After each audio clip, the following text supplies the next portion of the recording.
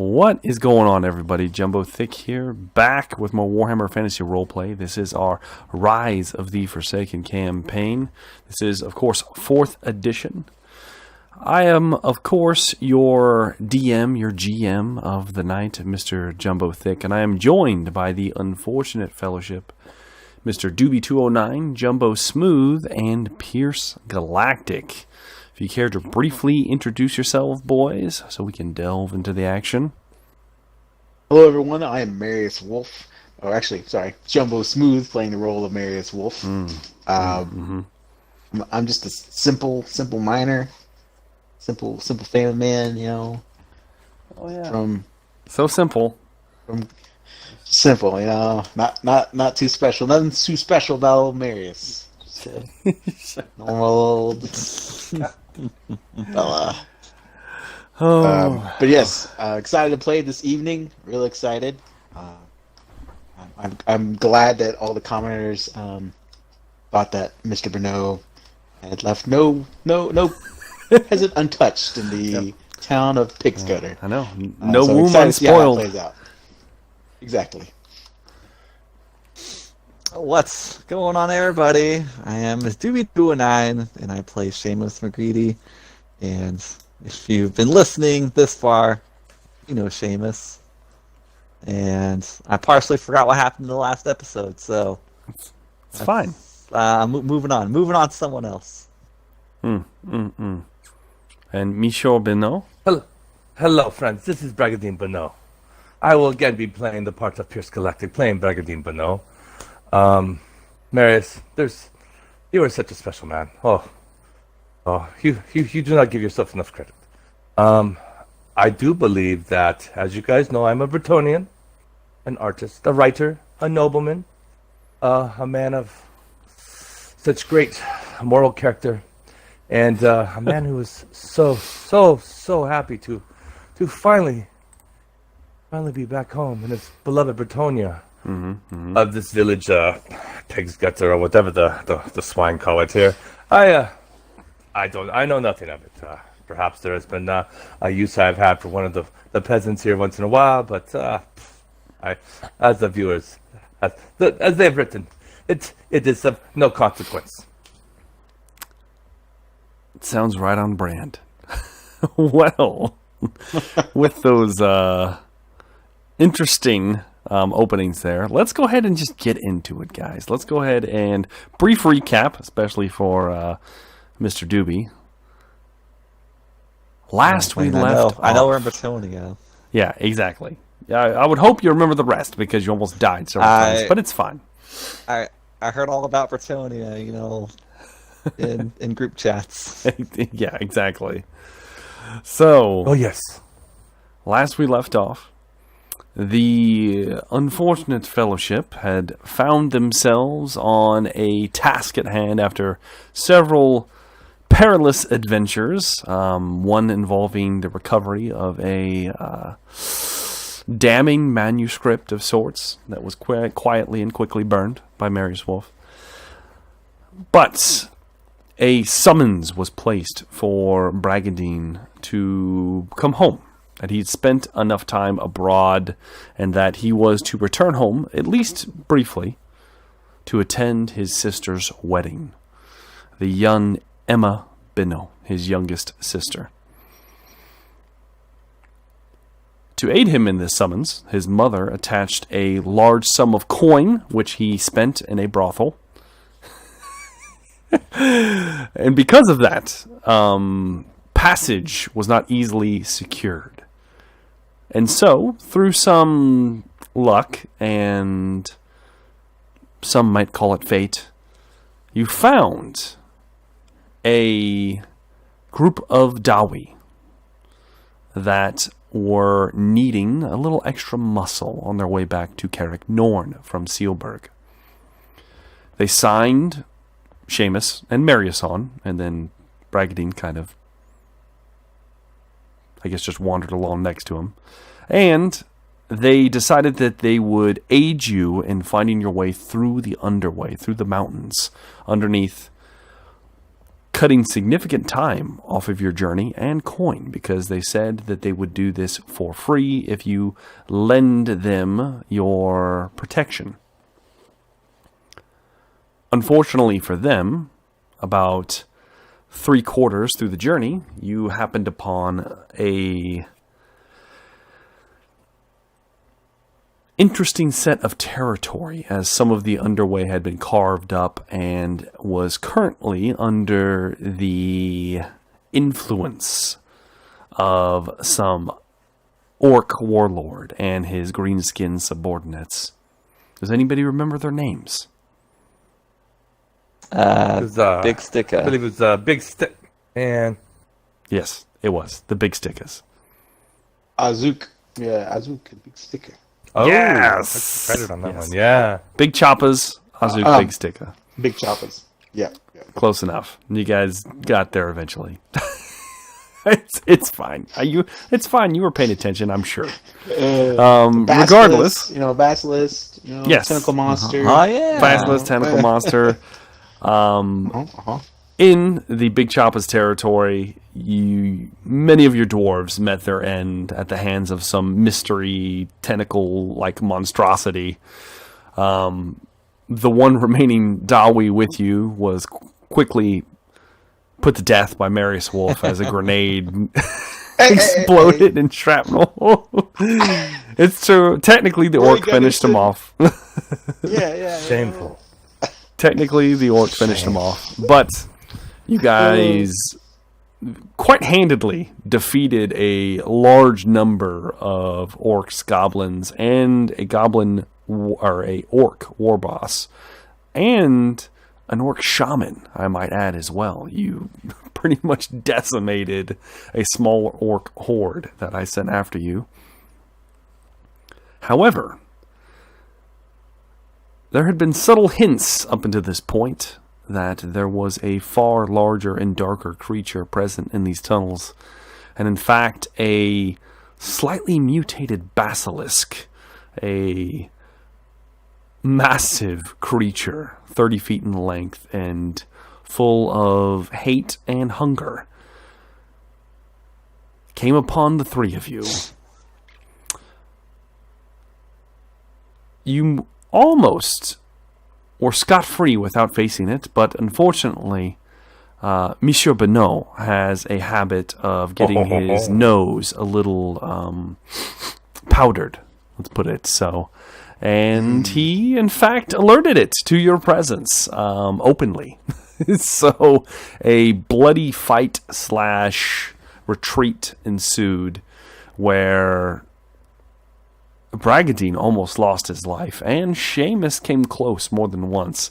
Marius actually as well almost came down more than once, but somehow you managed to inflict enough wounds on the creature to give it pause and give you time to escape. The It was a creature miracle from the lady. Yeah, it may have been. The creature, as you will remember, plummeted a vast distance on a crumbling bridge that spanned this massive chasm in the underway. Which means that chasm is no more. So you may be looking for alternate routes around that direction. But that's neither here nor there, because we still need to make it to the wedding. And in doing so, Marius Wolf found some secret signs leading him to the way out. After a few days' journey, you stumbled out into the cool, fresh air outside of the mountain, only to find yourself on the precipice of a dark, large forest that had some kind of strange rock-like patterns sprawled out around this hole leading out of the underway, as well as many corpses, some very old, some somewhat new. You ventured into the woods and were confronted by an elf, garbed in not exactly feathers, but in like plant-like leaf-like cloak, and very natural armor, leathers, skins of that sort, wielding a very large bow. And you were allowed to walk through the woods on a path that he presented the three of you, unhindered, since there was no provocation from the party. After a short walk, you apparently made it through this forest and found yourself exactly where you wanted to be, in long-lost Paravon, so far from Sealburg, the farthest that Seamus and Marius have ever traveled, at least on foot. I was about to say. Yes, exactly. You went to some crazy places, but yeah. Regardless, you have made it into Paravon, and after a few hours' journey, I would say at this point it is getting late afternoon. You're looking at like 3, 4, or 5-ish. And you have happened upon, as Bragadine now knows where he is, as this is in fact Bennot land. And you have come to the glorious hovel spectacle that is Pig's Gutter. You can see it off in the near distance, probably take you 15-20 minutes to walk up to it. Most of the Bennot land, as Bragadine will testify, is mountainous. There are some valleys and some plain-like regions. This happens to be one of the valleys where farming can be done, and some wood cutting and things of that sort. So Pig's Gutter is before you. I'm assuming we are entering. Oh, gentlemen. I know this place. It is just one of the little villages in our this is because this is all Bennot. We are home. I must tell you, we are home. This is Bennot land. I am overwhelmed with emotion. I am so happy to be home. But here, we can go over here and take what we need. Perhaps we even have some nags here that will be able to take us back to the castle. I cannot wait to show you Suntier. If we get there in time, you will catch it at sunset. Please, gentlemen, come on, please help me with my stuff. My arm is hurting me. So the official name, Bragadine, would be the official name, since you are in Bretonia, would be hold on one second. Let me pull up the translation that I had to come up with, because you decided to be a bastard and pick a complicated name in English, and I hate you for it. Let's see here. It is the Chateau de Soli. Oh fuck, man! God damn it! The Chateau. Don't you know French, bro? De Soleil Lermé. Chateau de Soleil. Soleil Listeners, if you want to poetically spell that out for us. Yeah. I'd say that's all you're getting. That's all you're getting. We'll go Chateau Bennot. That's it. Chateau Bennot it is. Chateau Bennot. Chateau de Bennot. Mm-hmm. It's easier. Viewer challenge.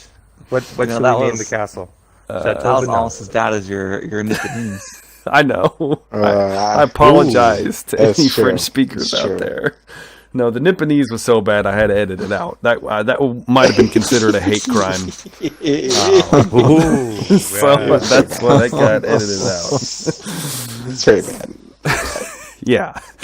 Regardless, so you would know, Bragadine, the keep, your father's castle, the chateau, is not very far. In fact, you're looking at maybe walking 30-40 minutes up into a trail that leads around the side of the mountain, and you are at the keep, because the keep itself is built up into some of the mountains here, as many castles are in Paravon, giving it a very strategic advantage and not needing as many defenders. But Pig's Gutter is the closest town to the keep as it was. So 30-minute walk. Is Not it that town you've ever size walked or is it village size? It's like village size. It's not massive. Okay. Now you do have many villages in your territory. This is just one of the many. Oh, do we have to go through it to get to the road it that would will be take us up to? It would be the way that you would know. I'm sure there are other paths you could go searching for, but it would be the quickest and easiest if you decided to. Yes. Bragadine knows best. Yes. And, gentlemen, hurry, quick, and I will pick up the pace a little bit. Okay. All right. Feel a second wind from my excitement to once again view the splendor of my family home. And Bragadine kind of his shoulders straighten as much as they can with the sling holding his right arm in place.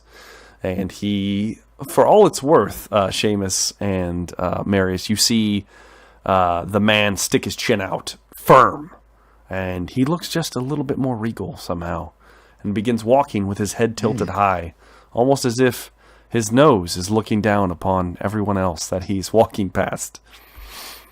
You begin heading in the direction of town, and there are a few people kind of milling about outside of town.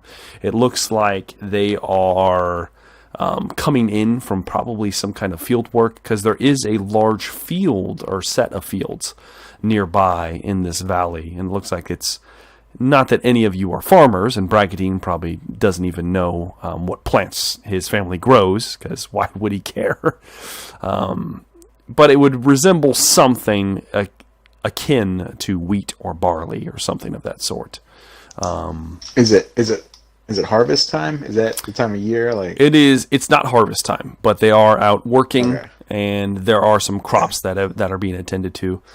But as you get closer, you see that there's a few men and women and even children that are kind of coming in and starting to come back into town. They aren't really paying much attention to things going on around them. That is until you get within about 300-400 feet of the town itself. And at this point, all of you can make out very good details. None of this is new information to Bragadine, but to Seamus and Marius, these hovels, and they are in fact hovels, are barely one step above a tent in the woods. In fact, a tent in the woods, like you used to live in, Marius, is probably a luxury item compared to what this squalor is in this small village. The huts. I live next to a man who shit in the morning right next You to me. did. You know? Yes, not every day, but occasionally. So maybe Marius has a little more empathy for the people as he begins walking in sound. Bragadine's gonna slow his step for just a second and look over his shoulder and Seamus, Marius, beware. The greed of these wretches will astound you. Just beware. Of course. Oh, all right. And the huts themselves, some of them are, in fact, made of wood, but it looks like it's old, like throwaway cast off. Not even planks. It looks like it's just things that they've collected. A lot of it is also made of mud and like baked, kind of, not even bricks, just pieces of earth that they could cobble together and form a dwelling of some kind. It looks one step. Yeah, it's bad. It's real bad. They're shit. Would this be shocking to the Seamus and I? Like, it would probably be a little surprising to the two of you, because living in Sealburg, Bennot speaks of how great Bretonnia is, and the first city you come to is literally a shithole. So it might be a little surprising. And the state of the people is another bit of a shocker, Marius, as you begin getting closer and you notice a lot of the men kind of walking around have like odd limps, or you're starting to notice as they're passing you by and looking at you that some of them are missing fingers, but it doesn't look like they were removed. It looks like they were just like halfway, kind of like it's like a tiny finger. This might be the mark of heresy. There's definitely some Heresy. There's definitely something wrong with the people here. They don't look quite normal. Bragadine would know this is because they are incestuous and they don't have a very deep gene pool. But you begin approaching. We can't have them leaving the land, can we? Of course not. Now, I will say, No. out of all the provinces, out of all the provinces, the peasants in Paravon have the most leniency when it comes to moving. And in fact, the Benots would be in the practice of this as well, which does diversify the gene pool, but the peasants are allowed to move from village to village instead of just being confined to their one village, which is why you have so many villages. But regardless, you are getting close into town, Bragadine, and at first, people are just kind of milling about as you get closer and closer.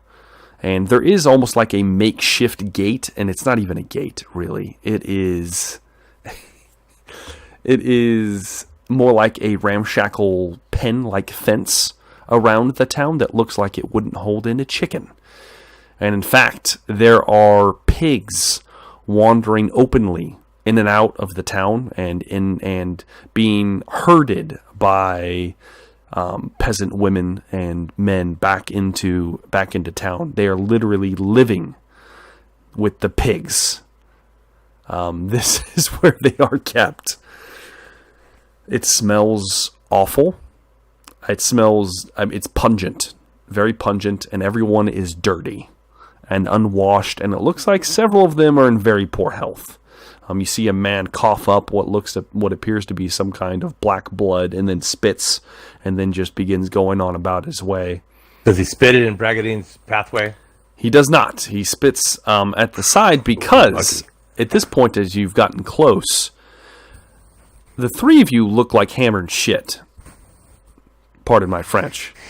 You have spent a week, or more than a week, down in the tunnels in the earth and have had several fights, have been bathed in blood and vomit and piss and God knows what else.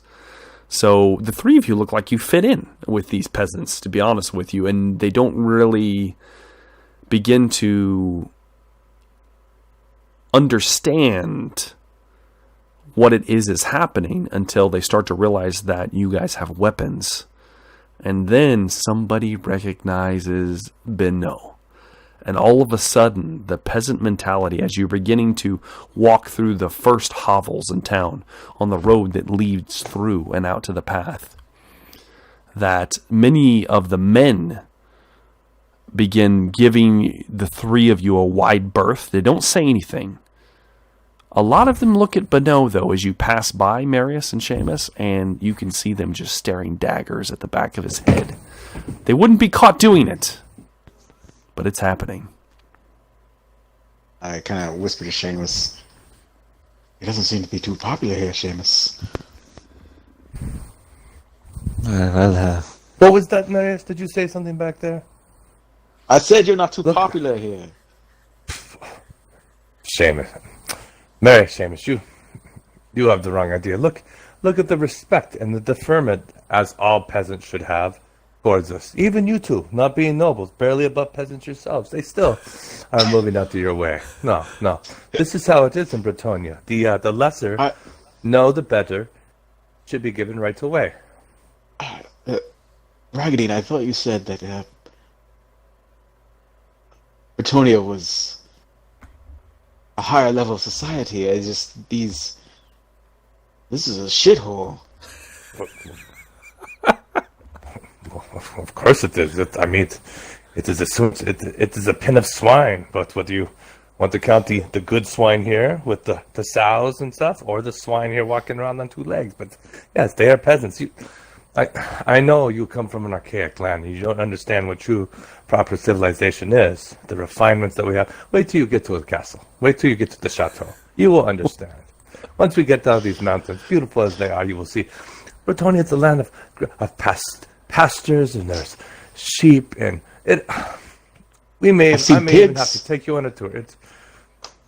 This is, man, you cannot compare this filthy collection of hovels and garbage to Bretonia. This is just, you will understand. Come on, let us go. Let us make our way out of here. It smells terrible here. Raggedy, you live. They look like mutants, and I kind of whisper mutants. Yeah, exactly. I don't That's a strange word. I don't. It's a Reichspiel word. I don't. It's deformed. That's. You know, if you mangled by you breed dark horses, gods okay. themselves. No. It's you know, when you have, say, a collection of horses and you continually breed them within each other, and so on and so on, you will start to have problems with the horses. They call it inbreeding. I'm sure they have a word for you in the Reichspiel, but that is what happened. They, we are very generous. My family, as the lady bids us, is a beacon of hospitality and compassion.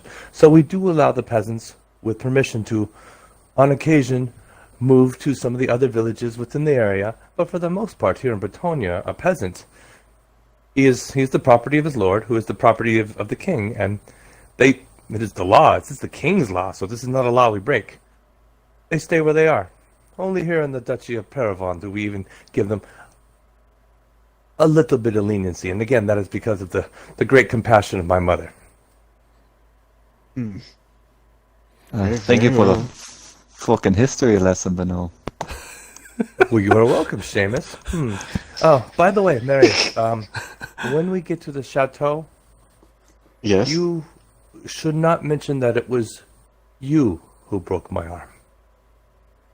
Very well. I don't speak Bretonian, Bernard, so I don't think I'll be talking very much at all. Yeah. Well, we will see. We will see. But we can say one of those. The dark orc. We could say in fact, just to ensure your safety, we could say that as I was slaying it, it did break my arm, but then you.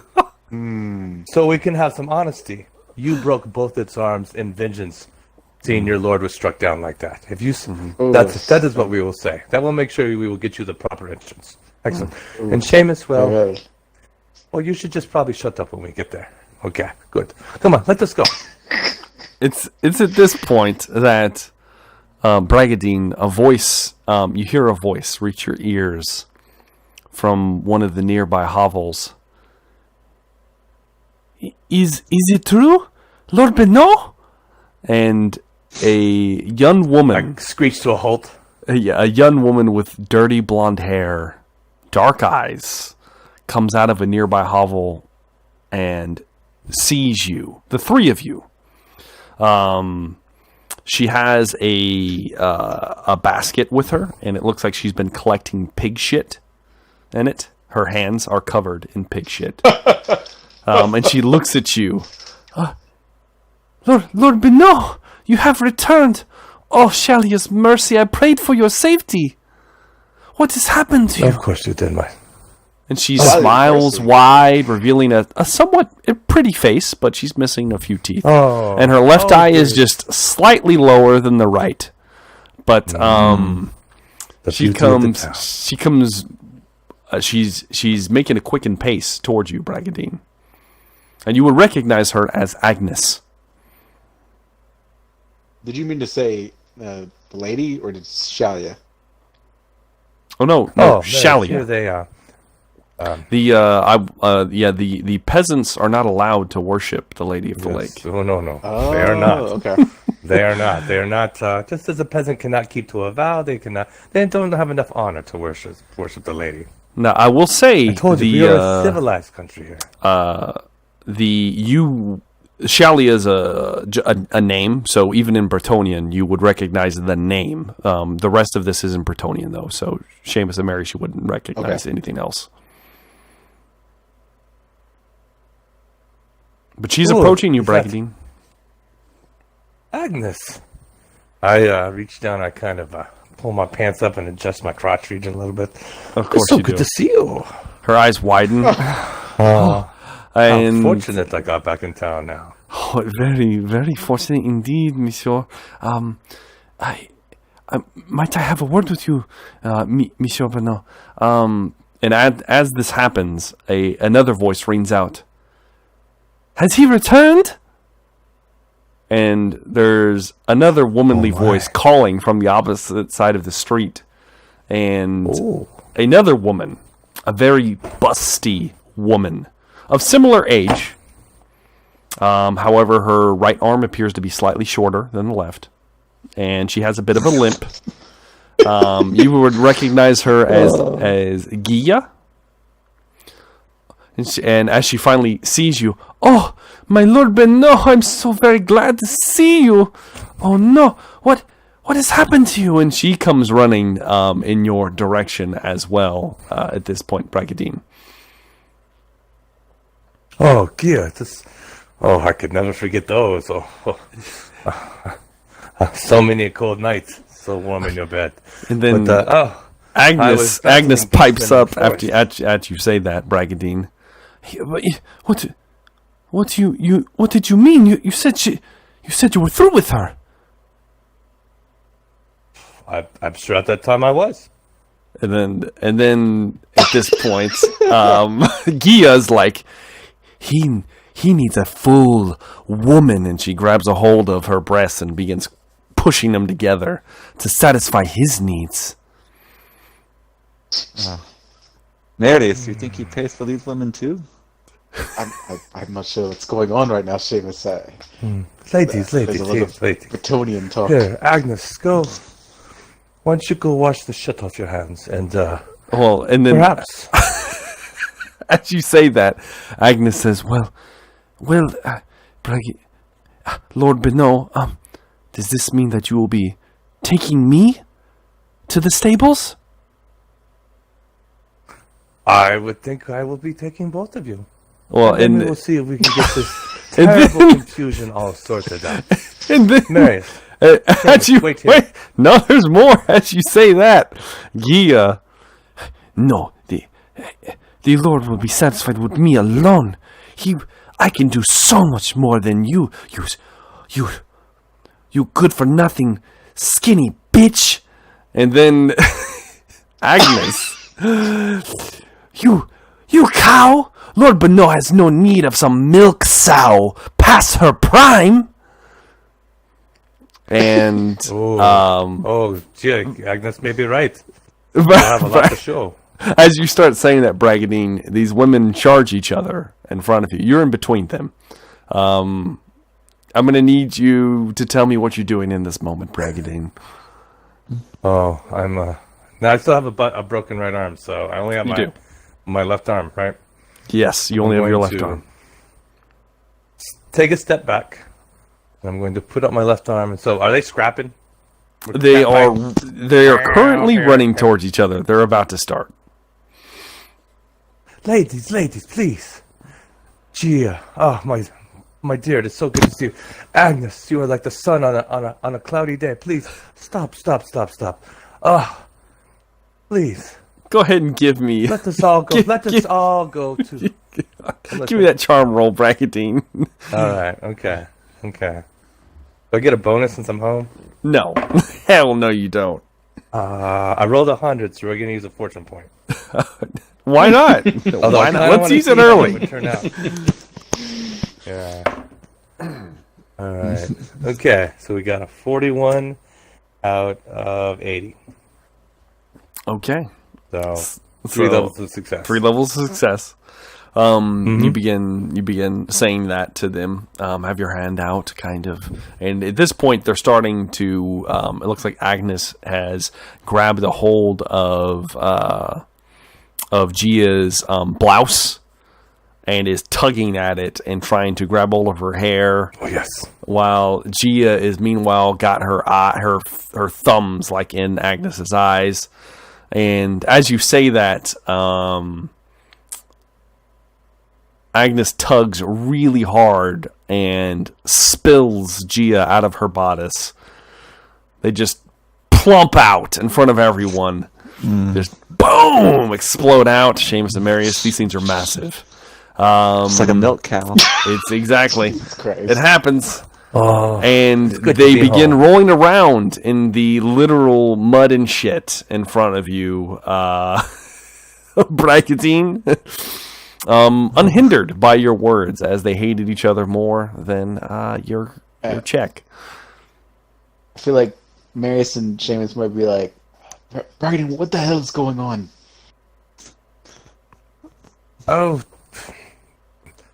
just some time I've spent in this village, elevating some of the women for a time. Let us go. Let us go. Let them fight this out. I will come back later, and I will soothe them both. You're just gonna walk around them? All right. Oh yes. All right. You begin to walk around them, and it's at this point a younger man comes running out to the side. Agnes, what are you doing? Oh. And then he locks eyes with you, Bennot. And you recognize Yes. him as Agnes's betrothed.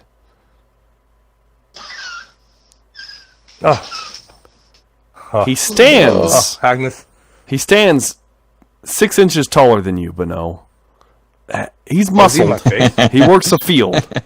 He's dirty. He's a peasant. And he just locks eyes with you, seeing this sight unfold before him. I coldly lock eyes back with him, expecting him to drop his gaze quickly and with deference. Go ahead and give me an intimidation check. All right. I'll give you a plus 20 on this. Okay. I got a 13 out of 70. Okay. Was that 5 levels? Yeah. Yes. He, you just coldly look at him, don't even say a word, and he slowly starts looking towards the ground at his feet. Do you do anything else, or do you just keep walking by? Marius, separate the women. Okay, what? Get no dark I here. feel like this took a dark turn.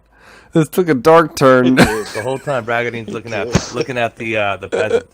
I'm saying it, but I'm really looking at him. Just trying to be an asshole. So Oh, wow. for a few Jesus seconds we Christ. do that. Then I mean- Bragadine would like to. I'm listening. I mean, I'm assuming Seamus and I have no idea what's No, being said. you have no idea Just- what's happening. He's speaking in My Bretonnian, tone should probably say something. Okay. but Alright. I stand up and I say, "Oh, let us go, gentlemen. I want to go home." you Not sure what has transpired here.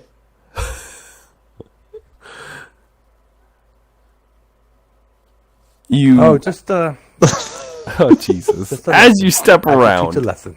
because I can't handle it anymore. I knew it was going to go to a dark place. I wasn't expecting it to go that dark. It's fine. You turn around and you begin walking out of town, leaving these peasant women to just beat each other to death, essentially, in the street over a potential evening in the stables with Mr. Bennot for a piece of bread, because he tempts these women with food because they are all starving. I'm quite generous. Just to put it out there. Just put it out there.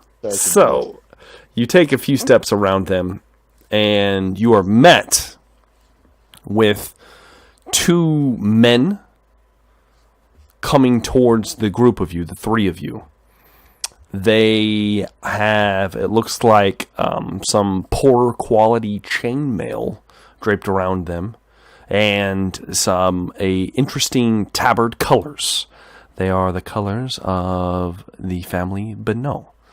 They each have a large polearm that looks like it's kept in decent use, and these are men-at-arms from your family, and they are coming into town You hear one of them whistle. I'm not going to do an ear-piercing whistle through the mic, but one of them whistles out, and the peasants immediately begin standing up, including the women kind of break apart and start trying to get their clothes back together. The naked mud wrestling that was happening. God, that was... but then the other man-at-arms sees the three of you. You three, what business you have here in a pig's gutter?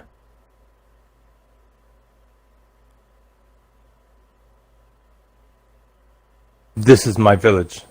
I am Bragdin Bennot, as you should have already recognized. Well, and he Take me takes to the castle. He takes a few steps forward. You notice this man's got a bit of gray around his face, and you can see that one of his eyes is actually dead. It doesn't work, and his other eye looks like it's dimming, like this man might be going blind. Lord Bennot, I apologize. Come here. And he smacks the other guy on the shoulder, and then yes, sir, and they give you a quick bow, and then they turn around, make way, trying to bully any peasants that have come to watch the spectacle that is unfolded in the middle of their village, out of the way, leading a unhindered path through town into the road of a sorts that will lead you to the keep. I'm assuming you are all following. Yes. I'm Bragdin said it there, definitely. Roast taste. Okay. As you begin passing by, yes. Quick DM question or note. Marius is probably going to be trying to actively listen to the language that's being spoken. Okay. All around. That's fair. Just to try to see if he can pick up on any words or anything that mean certain things. Or Yeah, exactly. And you spent some time with Bragdin, but he doesn't usually speak Bretonnian. You haven't asked him to. So the more time you spend here, then I'll allow you to make a roll, and then we'll see how much you can pick up, similar to what you've learned with the Dwarven language. So we will do it that way. But for now, you don't know much. You begin working your way out of town, and there is a similar fence on the other side of this village that you're assuming it goes around the entire perimeter that keeps the pigs in. Pig's gutter. You make it through the ramshackle town village of a sorts, and the road isn't paved, but it is well taken care of, at least. It's not just a like game trail or anything of the sorts. It's well traveled, and it leads you up a bit of a winding path up into the mountains. And after about 5-10 minutes walking, because the men-at-arms do not have horses for any of you to ride, you round the bend and you see a structure up in the mountains, a large castle of a sorts, a keep. It has tall walls. There is a central tower in the center, obviously, that is quite tall. You're not sure exactly how tall it is from the distance here, but it is much taller than the walls themselves. And there is, it looks like, a moat of sorts, where some of the earth has been chiseled away, or perhaps they just naturally built this keep here, as there is a moat and a bridge that connects the two, that can be raised and lowered, making this a very well defended castle just due to its natural terrain. The stone it's made out of is a little bit darker than the rest of the mountain itself. It's more of a almost charcoal color, and there are large, it looks like stained glass windows inset into the tower itself, the large tower that you can see from this distance, meaning they are probably very, very big. But other than that, it is a keep in every word that means. And after another 20-30 minutes, you make it to the bridge itself. There are more men-at-arms posted at the bridge. There's a bit of a guard and a portcullis before the walls on the sides. Now, Marius, you know quite a bit about stonework and things of that sort. You're no engineer, but you would recognize that while this isn't dwarven architecture by any chance, but the walls themselves, these outside walls, look they don't look shoddy, but they look they're built by men. But as you pass through the portcullis, you notice that the base of the keep itself, it looks almost unnatural, how well put together it is. The architecture reminds you of dwarven craftsmanship, but it isn't. The angles are different, and there's a lot more flourishes and more artistry to the design. But you can tell that at least the bottom of this keep was not built by men. All right. You make it into the small enclosure inside of here, and there's all the things a good castle will need. There's a well. There's various other. It looks like there's a drilling field. There's all kinds of stock rooms and places for things to be kept outside of the castle themselves, as need be. And the keep has a large red door that has another set of men-at-arms at it that, upon seeing you being led by the other two, quickly open inward.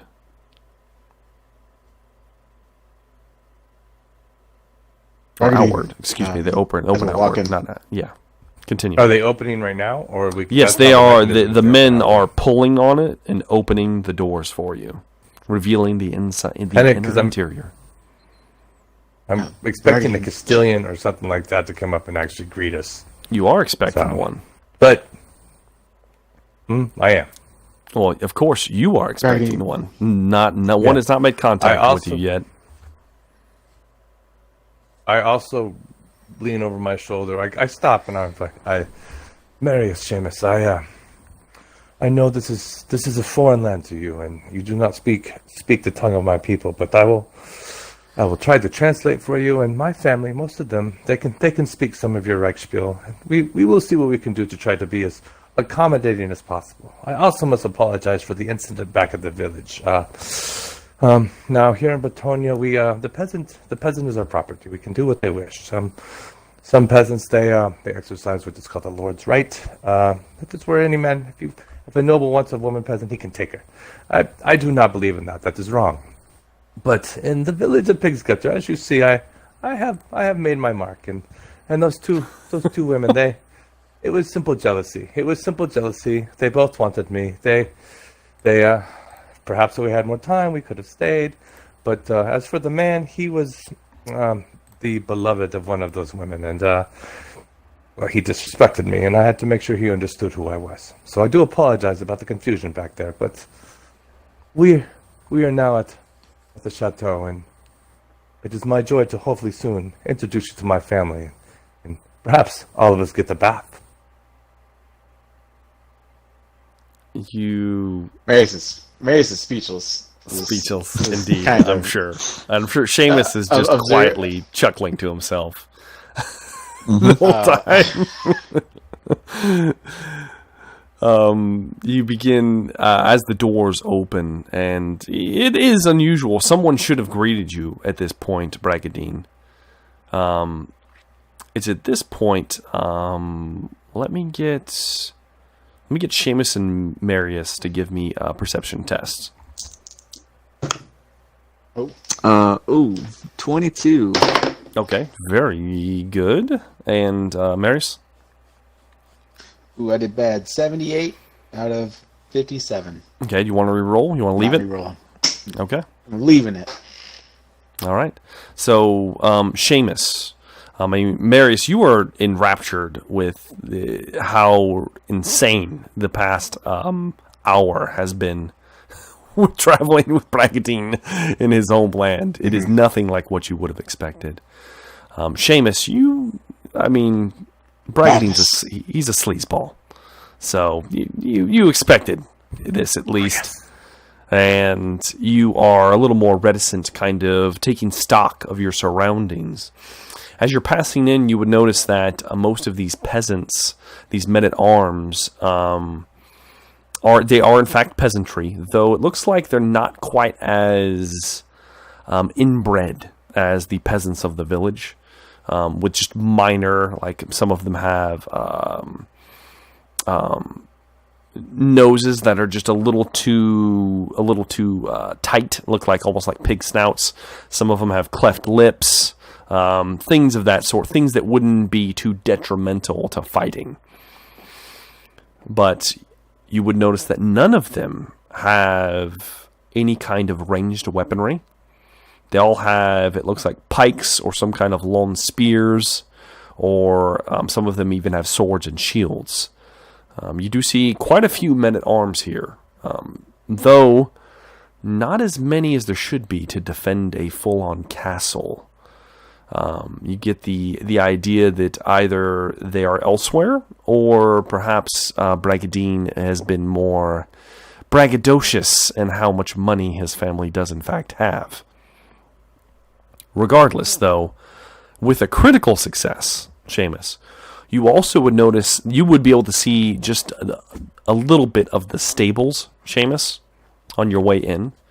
And you would notice that there are many, many horses in this stable, because it is open on one side, and it can be closed, it appears, at night or whenever they need to help the horses get some sleep.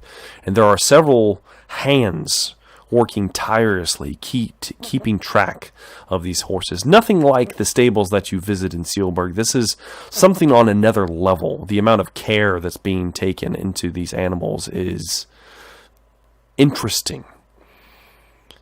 And you notice that many of these horses have different colors, different heraldry dangled about them. It's not all one set of heraldry like you would have expected. You also see at least 3 horses that are much larger than the rest. They have pure white manes and hair color. And they also have, it appears to be, large wings that are tucked on the sides of them. And you may have heard stories of Pegasus, but you've never seen one in person, and you managed to get just a glimpse of these 3 majestic creatures before you set foot inside.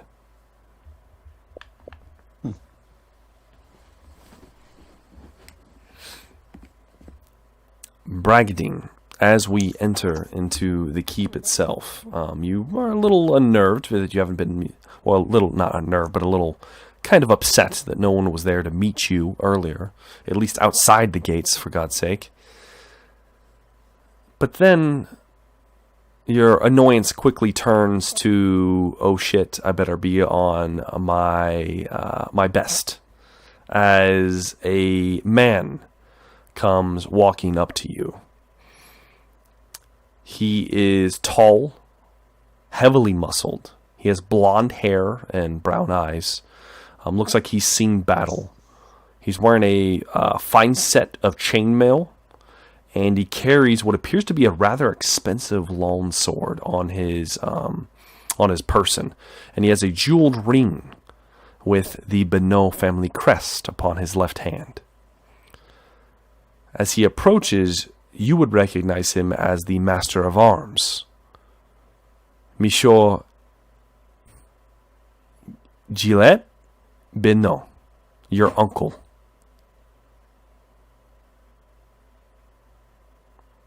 Would you spell that? Say what? Would you spell that? Oh God! Stop! Just accept it. Try to take notes here, bro. I think I'm saying it right. Gillet. Bennot. Gillette, I think. Gillette, maybe. Gillette. It's like Gillette. I just listened to something about how you actually pronounce it. We're all saying it wrong. We're all saying it probably wrong. It's not Gillet, it's, isn't it? it's not a G. Gillette. We'll go What? Gillet. We'll say Gillet. No, if it's a G, it's like Giles. It's like Gillette. It's not a G. Yeah. How about Mr. Gillette? We'll go with that. That's fine. All right. Yeah. I've been trying to study up on French, so yeah, I'm pretty sure. Master Well, Gillette. you know more than me. Okay. So your uncle, the man at arms, approaches. What does his Raggedy. face look like? How stern is his face? Oh, it's stern and Why set. Extremely. He looks like there's a little bit of a vein pulsing underneath his left eye. I'm almost at attention. Yeah, you begin to Head perk up, shoulders and back. late as always, nephew. Yes, my uncle. Well, I guess better late than not showing up.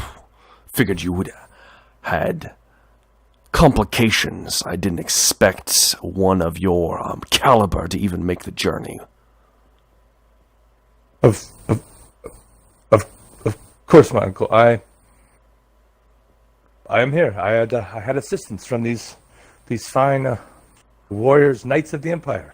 Yeah, and he looks the two of you down, Seamus and Marius. Seeing both of you, he kind of gives like a bit of a nod. Well, at least you travel in good company. What have you done to your sword arm, fool boy?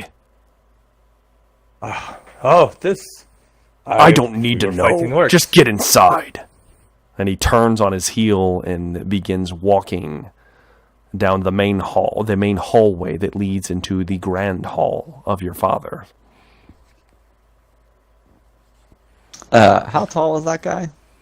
He is almost as tall as you, Seamus. All right. And I will say, you're about to see. It's fine. Raggedy, who was that?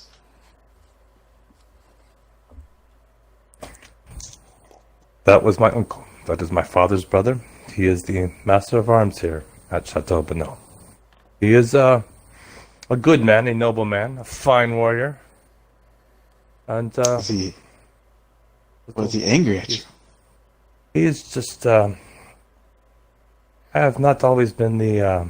Unlike my brother, I have not always been the type of man that my father and my uncle wish me to be. Enough of this, though. Be on your best behavior, gentlemen, please. Your lives may depend on it. We must go inside. Let's go. Let us go. All right. You begin heading that direction. The three of you are filthy. Like, filthy. And, Yeah. I'm aware of it, but I'm pretty sure that it'd be better be filthy than to be late. yeah, you come walking into the grand hall. There are servants in like well tailored and nice clothes, though they are peasants. But it looks like no expense is spared in the looks of this castle. And you've seen finery on your way in, cabinets and things of that sort, tapestries across the wall that appear to be worth quite the sum of money.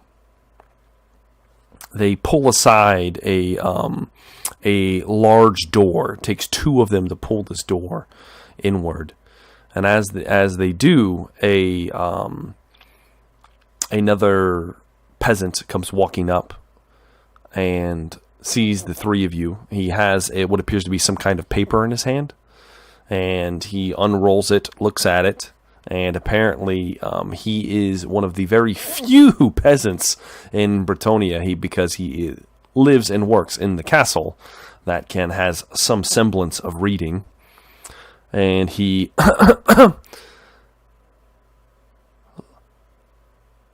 Lord... Do I know him? You would recognize him as one of the younger, almost stewards of your family. He's a steward in training of sorts. You have a select few peasants that act as go-betweens and gophers and whatever you need them to do, essentially. But he's not looking at you, Bragadine. He is looking out into the hall itself. Lord, Bragadine, Bennot, and 2 companions. And he kind of just shouts that out. Do the 3 of you step inside? I step forward. About how big is the hall, roughly? It's large. So I assume there's a chair. So I step out to about. Okay. So essentially, the grand hall it's a very big room. Dimensions wise, man, let's see here. At least Don't worry about that. Yeah, okay. So you come walking, you walk into the hall, and you enter into the middle of the room. You're right at the edge, so you're not technically in yet. I drop to a knee. You drop to a knee. You are a great distance from a tier in this hall. So the level that you're standing on, you see there are 2 large wood tables. They look like they're made out of some kind of deep, rich mahogany that span the length of this hall. Yes, exactly. It's pricey. There are platters of food and wine and just decadence across these tables. And there are lords, ladies, and knights in abundance, in many colors, and all kinds of finery, and some of them in armor, talking and jovially chatting to one another. Some of the more martial types boasting and jeering each other on. But they're all sitting around along these tables.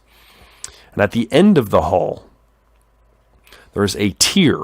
You have to take a few steps, about 4 or 5 steps up, to get to another tier in the hall itself. And upon this place, there is a large throne. The throne is currently empty because there is a table that has been placed at the top here, and there are a few people sitting at this table. You would recognize all of them, Bragadine. The Lord, unfortunately Nathan, as I was told his name is, Nathan Bennot, your father, is in the center. Nathan. We'll church it up. Nathan Bennot is present in the center. He has blonde hair. He doesn't have like a crown on or anything of that sort. He is a lord. He is not a king. But he is dressed in finery, and he has his best doublet on, and he is currently has a large chalice of wine that he is sipping from, and his cold eyes rest on you as you kneel down, and he doesn't utter a word. What DM question, real quick? Yes, I said just went in the room and kneeled. Mm-hmm. Whatever the etiquette that would be expected, if it was like go up and kneel at the first tier, walk up the tier, kneel at the second tier, whatever that. So not necessarily. It's not going to matter. Maybe I don't mean I didn't just go in the door and kneel. I'm clearly in a position where whatever the standard etiquette of someone to present themselves. And that's fine. It doesn't matter. Whatever you want to make up is fine by me. So that's fine. Cool. All right. That's the tradition. So you walk in, you kneel, and He's probably seen you at this point, so you move to stand up and see him just coldly looking at you. He doesn't say a word. Sitting next to him is your mother, a beautiful, not necessarily older, but old-ish woman, probably in her early 40s. Hair starting to gray, but she's wearing this very mama. tight-fitting, almost scantily clad dress. It is bright ruby red and sequins of a sorts. And she has darker, lighter brown hair and gray eyes. And Seamus and Marius, she looks more like a woman of the Empire than someone that belongs in the Bretonnian courts. Though she's dressed like one, she just has the appearance of someone of the imperial sorts. And she gives a big, broad smile, seeing you, Bragadine, and whispers something to one of the stewards near her, and they disperse. The next figure on her left, you would recognize anywhere, as there is a very broad-shouldered, very well muscled and tanned young man. When I say young man, he's slightly older than Bragadine, a few years, in fact. He has a small chin beard, like a chin strap almost, and a pencil-thin mustache. Dark brown eyes and sandy blonde hair. He's currently wearing, it looks like, a nice set of chainmail, very similar to what your uncle was wearing. You see the ring, of course, on his finger. And you lock eyes with him, Bragadine, even though you probably don't want to, just out of sheer habit. And you would recognize him, of course, as Gerard, your brother. Does Bragadine have this ring that everyone else has? Not on him. Okay. We could like redact this and say that you put it on Bragadine. It would be in on it. Yeah, okay, yeah. Well, we'll say that he has it on him now, but I'm assuming you don't walk around with this very valuable ring. Well, you might. Nope. Maybe yeah, it's up to you if you want to say that you've been walking around with it or not, because it's worth. You could see that it's actually made of gold. Seamus and Marius. So many times I've been robbed. I feel like if I had been wearing it would be gone. So let's actually say that maybe I was on kind of like a rumstringer type thing, so I didn't have the ring on. Yeah. But now that I'm home, now that you're home in your land, you put it on, and it's actually a golden ring, and on the top there is an inset stone that has been carved into the shape of the Bennot heraldry, which I will allow you to choose if you'd like at some point. You don't have to right now.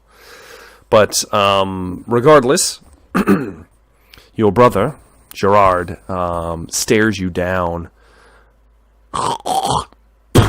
and spits next to the table, and then tosses a half-eaten leg to the side, and there are two large hunting hounds that immediately snatch it and start fighting over the bone.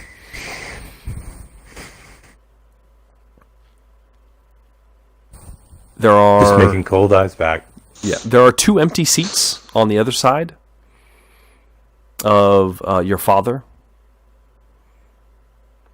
You would know that one of them would be reserved for you, and the other would probably be reserved for Emma, but she's not here.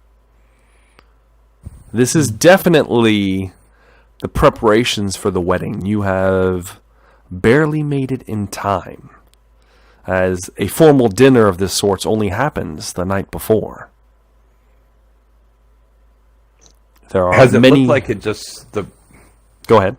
Has it looked like the dinner has this? Depending on how I'm going to what you answer here is how I'm going to go role play this out. Mm-hmm. Has dinner just started? Does it look like they're just getting started?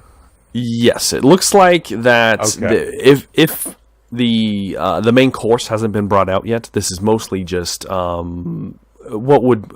would be a full meal for any normal person, but for the wealthy nobility of Bretonia, this is but the first course. And that has been served currently, but there is still much more dinner to be had, and you will be expected to be here for probably several hours, eating and drinking into the night. I want to say something real quick to my Yes. father. All right, and it will be basically, my Lord Bennot, I beg you boon that I may go get cleaned up before I join you on the dais. Or the dais. However you pronounce D-I-A-S. Yeah, I don't know. It doesn't matter. Phonetically, spell it out. I think dais. I think dais. The dais. Yeah. Oh no, But- it's Deus. It's Deus. Is it Dais. dais? It is Yeah, dais. it's You're dais. right. I've heard It's dais. Deus. You know No, what? Deus is. It doesn't matter. You- It's Deus. Listener question. Deus is How do you pronounce that? Latin. We are doing Ah, so much bullshit for There's two pronunciation. different- there's two different words. I know. There's two different words. Yeah. One's a Latin for something for God, and one's a dais, which is like a Like Yeah. a platform. a platform. Yeah. Yeah. My So Lord Bennot, I yeah. grant your boon to allow me to go get cleaned up before I join you on the dais. he doesn't actually even speak. He just raises a hand and kind of brushes you away. I do the proper knightly kind of bow. Step back. As you- back step like 3 feet, turn around, and Yeah. As you bow, Bragadine, everyone in the hall's watching this transpire, and you hear a chuckle from one of the nearby tables. Off you go, Bragadine.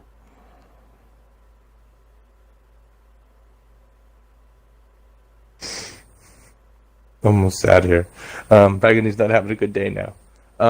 No, let's. I stand. Marius, Seamus, come with me, and we leave to the proper chambers. Okay. As you I begin, ignore this. I ignore the slight. you ignore the slight. Now, I will say the one who gave you the slight, you would recognize. Do you care to take a Oh, moment? I care. Okay. Oh, I want to know who it was. You take a moment at the slight, and you glance up in your bow and lock, and you see the heraldry of the family of the Bonpuis. They are the main opposition to the Benots when it comes to influence and standing in the Duke's court.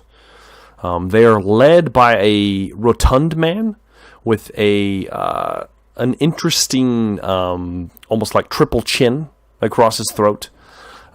He's not the one who actually spoke up, but he is jollily shoveling away food in his mouth.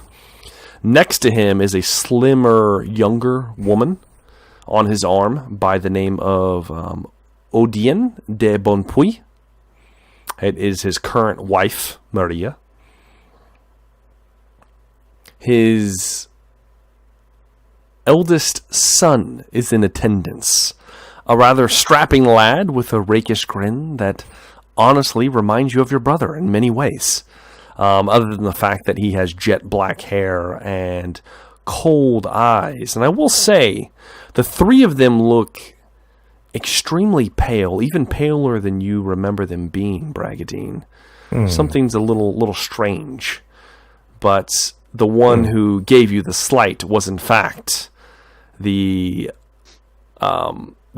youngest, the son, whom you would know as Michor. Well, Michor, I guess it would be, because you're both lords, or sons of lords. Michor, how the fuck do I say this name? Damn it. Spell it. Christoffle? We'll just say Christoph. Christoph. His name's Christoph. Okay. How do you spell the last name? Bonpuis. It is Yes, spelled Bonpuis. Oh, okay. Cool. Thank you. I remember who that is. Marius remembers. Bracketing remembers now. Okay. So, and I'm assuming you are off to get cleaned up? yes. Mm-hmm. As soon as Alright. we're out of the hall, the first servants are recognized. I'm like, get me cleaned up. My companions need to be cleaned up. And the first one you do recognize is, in fact, the one that was speaking to your mother, as he is quickly approaching, and he has a letter in his hand. He hands it to you, Bragadine. Okay. From the lady of the house. Right this way, gentlemen. And this is all in Bretonnian, unfortunately. What's his for name? Seamus and Marius. Let's see here. He doesn't have a name. So what would you like his name to be? Edward? Gaston. Yeah, Oh, it's that's Gaston. It. Gaston it is. You see, this is That's Gaston. Gaston, My new the favorite character in another manservant. game. So Gaston quickly. Oh, and do I know him when I recognize him? He's been. in those yes, you would families for a recognize him. while. He's been here for a while. He's about middle-aged. Oh, there's Gaston. It's so good to see you. Hey, of course, Master Bennot. Your mother has missed you quite a bit. She is very happy, excited. But yes, she has given this to you. There is much to be discussed. I take the letter and as I take it, I was like, "Go, please fetch a bath and some clean clothes." And then is it sealed? I'll break the seal and I open it up and read it. Yeah, it's actually not sealed. It's just it's not even in. It's just kind of folded. It's not even in a real envelope or anything of the sorts. But are you going to read it right here? Or are you going to wait till you get upstairs? Well, let's go upstairs. Okay. All right. Gaston leads the party of you, the three of you, up the stairs, and there is a full-on place to bathe here in this castle, in this keep in the mountains. It of course is just a large barrel of a. Well, not ever say barrel. It's a large tub.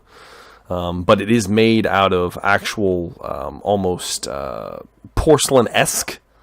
Not exactly porcelain. It looks like it was imported, and very fancy indeed.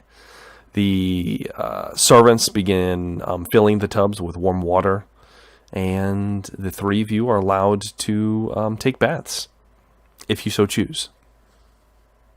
I allowed the servants to get me undressed and hop in and start scrubbing me down while I have another one hold the letter so I can read it. Yes, and this is a large tub, so is Marius and Seamus joining Bragadine in the tub? Gentlemen, here, you smell terrible. If you're going to pass off as you need to get cleaned up. Get those clothes off. Get in the tub with me. Marius probably would. Marius begins... Marius doesn't like being dirty. Yeah, well, Marius, do you allow the many servants that come to remove your belongings from you, take them, or do you begin stripping yourself? I'll strip myself. Okay. No, thank you. No, please. And just kind of keep pushing them away. You know? Yes, of course. And they kind of, in deference, kind of lower their heads. What about you, Seamus? Yeah, I guess I'd follow Marius' lead because I don't know what I'm doing. Okay, So you I begin would strip myself. removing your clothing, and the two of you are heavily scarred. And there's Goodness. I will say a lot of the servants bathing you are not exactly of the male persuasion. There's a lot of women up here for some reason. I don't know why that is. Oh God. There's a lot of Jesus. them, and they are I they're know. they're scrubbing Bragadine, getting all his hard to reach places. As you guys begin getting into the tub, go ahead and give me perception tests, Marius and Seamus. So, cooking a couple hot dogs in that tub.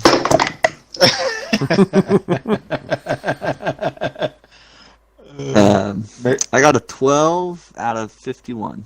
Okay, and Marius? I got a 20 out of 57. Okay. So the two of you would notice as you get in the tub, first off, the water is it's nice. It's not too hot, it's not too cold. It is just right. There aren't any suds. It's nice and clear up until they begin actually washing you. But the two of you would notice that after you guys have gotten into the tub, you would notice that some peasants come to collect your clothes to get them cleaned. Oh shit! Is someone gonna touch James' sword? I'm gonna. If I see it, I'm gonna be like, oh, please, leave those there. And Marius, you need to know. No, Marius, your clothes. Throw those rags away. Marius, No, Gaston, you must fetch them some new clothes. are you taking our clothes or our possessions? they're taking your clothes, not your possessions. Just our clothes. Just your clothes. Okay. The clothes, Marius doesn't care about. Okay. But if it's my Seamus, possessions, you care, Seamus? Yeah, as long as they're not taking my stuff. Okay. Now you're They eyeballing take them. my clothes, though. Yeah, they begin yeah. gathering up your soiled garments. You do see, especially you, Seamus, with your high perception test, you do see more than one of these servants kind of eyeing the large weapons that you brought. You specifically the Thunderer and the pistols, as they wouldn't even know what the hell that is. So they're very curious looking. And of course, the sword you have as well is very unique. From a distant land, in fact, some might say. And you're getting a lot of strange looks as they're looking over it. Marius, you would notice that there's one of the servants does, in fact, as he's gathering your clothes, he glances into your sack, your belongings. Doesn't take anything, just kind of looks in. And then they gather your things. Marius and will they snap his. What are you going to Marius do? will snap his fingers real loudly. Yeah, and point everyone at in him. the room kind of looks, and he sees you. I'm just shaking my head left to right, like, don't do it. Okay, and he's not sure what to do, and then Gaston just kind of dismisses him, and he takes your clothes and walks out.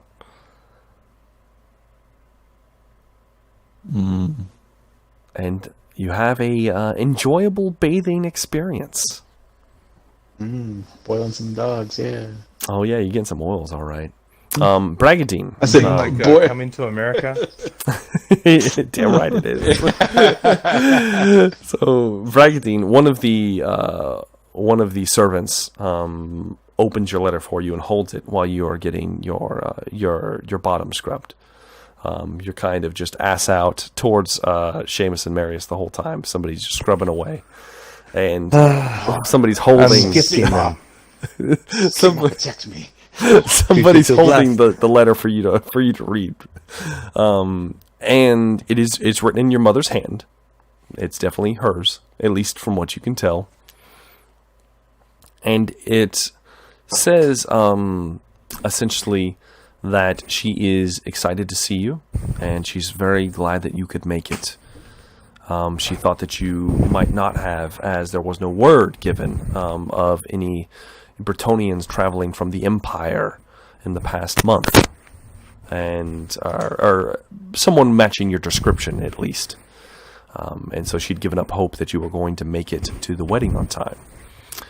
She also warns that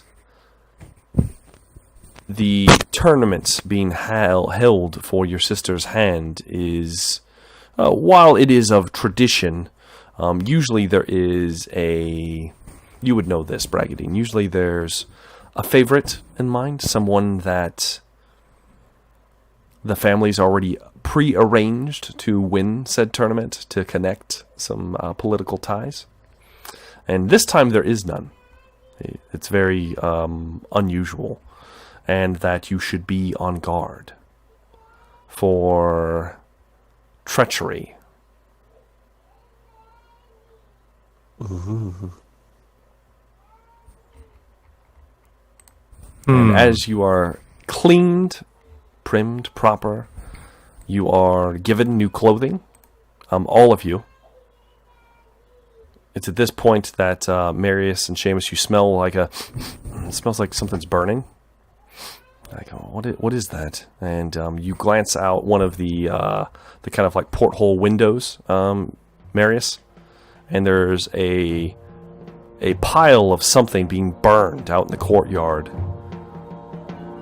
And with your eyes, you can tell that it is in fact your clothes being burned. Oh. And that's where we're gonna take our first break.